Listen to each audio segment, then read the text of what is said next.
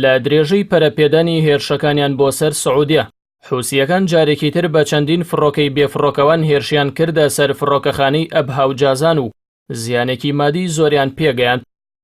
هەرچەندە پێگەی فڕۆکەخانەی ئەبها لەسەر تویتر ڕایگەیاند لە دوای سەعاتێک لەو هێرشە بۆ جارێکی تر گەشتەکانیان دەست پێکردووەتەوە، بەڵام میدیای سعودی ڕایگەیاند کە لەو هێرشانەدا کەسێک کوژراوە و 21 کەسیش بریندارن. لە کاتێکدا جەنگی هاوپەیمانی عەرەبی لە دژی یەمەن پێی ناوەتە 5 ساڵ، ئەنجامەکەی ئەوەیە کە پارتێکی سیاسی خاوەن میلیشیای وەکو ئەنساروڵای حوسی توانیوێتی خۆی لە بەرامبەر هاوپەیمانەتێکی پڕچەکی پێشکەوت و ڕابگرێت و ئاراستەی جەنگەکە بە قازانجی خۆی بگۆڕێت و ئەو هاوپەیمانێتیە دەستەوسان و شەپرزە بکات. ئەوە لە کاتێکدا چەند ڕۆژێ لەمەوبەر ڕۆژنامەی گاردیان ڕایگەیاند بوو کە ئێستا 6300 پسپۆڕ و ڕاوێژکار و ئەفسەری شارەزای سوپای بەریتانی بەشدارن لە یارمەتیدانی سعودیەکاندا و ئەگەر ئەوان نەبن هێزی ئاسمانی سعودیە ناتوانێت 2 هەفتە درێژە بە ئەرکەکانی بدات.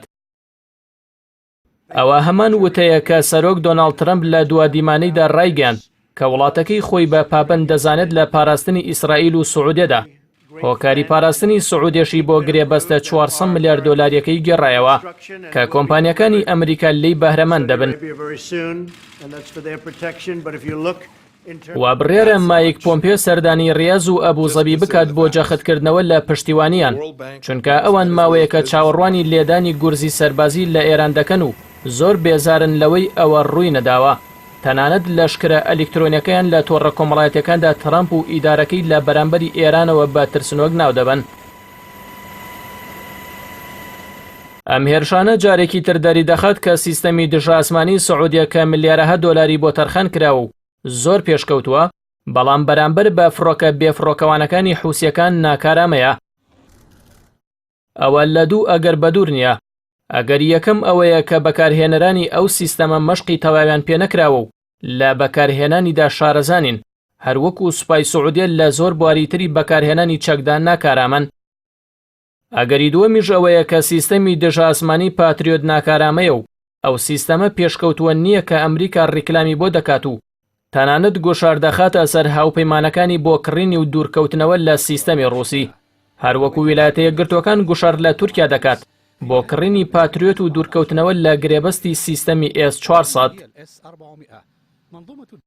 بەڵام ئەگەر ئەو حاڵەتەی حوسیەکان و سعودیە بەراورد بکەین بە حاڵەتی خستنە خوارەوەی فڕۆکە بێفڕۆکەوانە پێشکەوتوەکەی ئەمریکا، ڕاستیەکەمان بەو شێوەیە بۆ دەردەکەوێت کە سوپای سعودیە ناکارامەی و نازانێت چەکە پێشکەوتوەکانی بەکار بهێنێت، چونکە فڕۆکە بێفڕۆکەوانەکەی ئەمریکا هەواڵگری و پێشکەوتوترە لە تەکنەلۆژیای حوسیەکان و دەتوانێت خۆی لە ڕادار پەنهان بکات.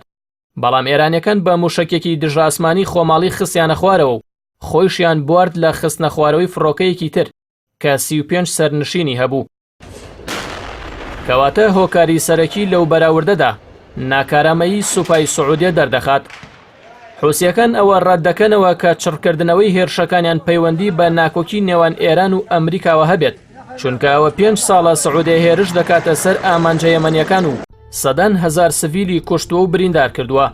ئەوەی ئێستا ڕوودەدات وەڵامدانەوەی ئەو هێرشانێ و تا سعودی و ئیمارەت لەو دەستدرێژیانە ڕانەوەستن هێرشەکانیان بەردەوام و چڕتر دەبنەوە و تەواوی خاکی ئەو وڵاتانە دەگرێتەوە کە لەو هاوپەیمانێتیەدا بەشدارن.